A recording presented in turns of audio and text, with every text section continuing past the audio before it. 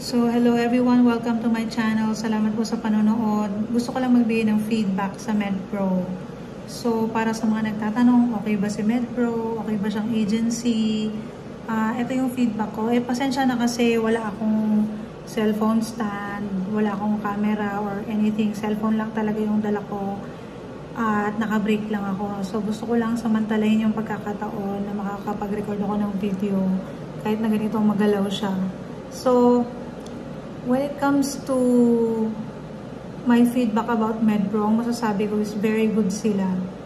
Kaso kasi, hindi ko mako-compare sa ibang agency.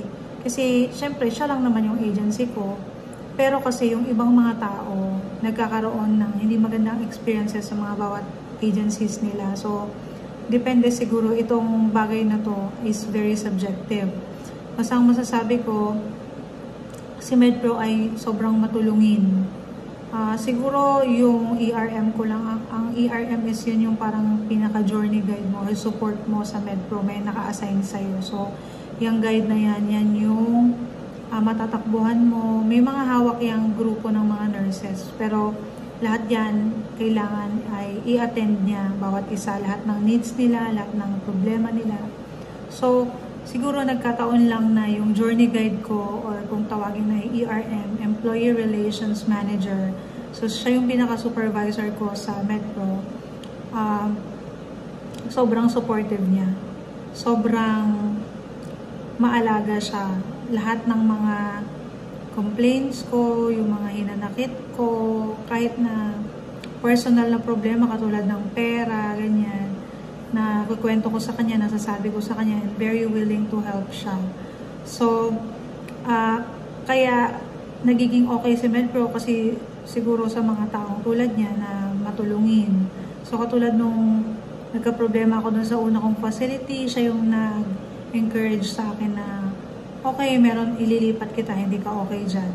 So, parang hindi ka, kahit na nagkakaproblema ka, hindi mo mag-feel na helpless ka kasi ano dyan siya na as much as possible, i-resolve niya lahat ng problema mo. So, yan. Kaya ako napalipat from New Mexico to Maryland kasi nga hindi okay. So, may naging problema ako doon. Pero mild lang naman. Pero, pagka hindi na okay sa'yo, your professional life, your personal life, and yung emotions mo, yung buhay mo wala ng peace, it means you're not okay sa lugar na yun and you have to leave. So, ganun kasi sila rito. I mean, specifically MedPro. So, ayun, nakuha ko lahat ng support, like, yung paghahanap ng facility, na iharap nila ako ng magandang placement, maganda yung offer, tapos tinulungan nila ako sa paghahanap ng bahay, tinulungan rin nila ako sa ayun, pag-move ng mga gamit ko. Ang mahal ng binayaran nila from New Mexico to Maryland. So, yan, sagot nilang lahat yan. So, yun yung mga bagay na hindi mo makukuha sa ibang employer. Hindi ko alam kung yung ibang agency na gagawa yan. Si MedPro, grabe, all-out support. So, pag renewal ng mga licenses, babayaran niya yan lahat, i-reimburse ka niya. Pag kailangan mo ng education, halimbawa, continuing education or any type ng upgrade na kailangan mo sa pag-work ay ibibigay niya sa'yo yun, gagastusan niya yun. So sobrang nagpapasalamat talaga ako kay MedPro sa lahat-lahat ng tulong niya sa akin, and pinagpipray ko na sana maging smooth lahat hanggang sa matapos yung kontrata ko.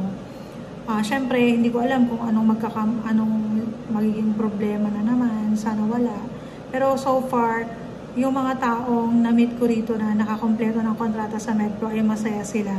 In fact, itong facility ko, okay na okay siya para sa akin. So, kung gusto mong magtagal dun sa facility or ma-absorb ka sa facility, syempre, kailangan mo kompletuhin yung kontrata mo. Otherwise, hindi ka nila i-hire. So, ayan, yun yung feedback ko sa MedPro. Ano pa ba?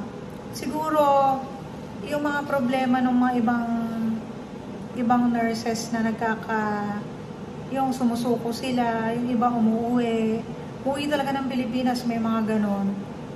Siguro kasi ang lesson na natutunan ko is kung may maliit pa lang yung problema, sabihin mo na agad dun sa agency mo, sa manager mo, para masolusyonan na siya agad. Huwag mo nang antayin na burnout ka na, malala na, tsaka ka palang magagalit, tsaka ka palang magsasabi.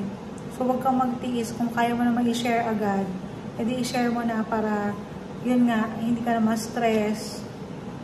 So yun yung feedback ko sa MedPro, and so far masayang masaya ako. So sana mahanap nyo din yung perfect na agency para sa inyo. Para sa akin, perfect na tong MedPro.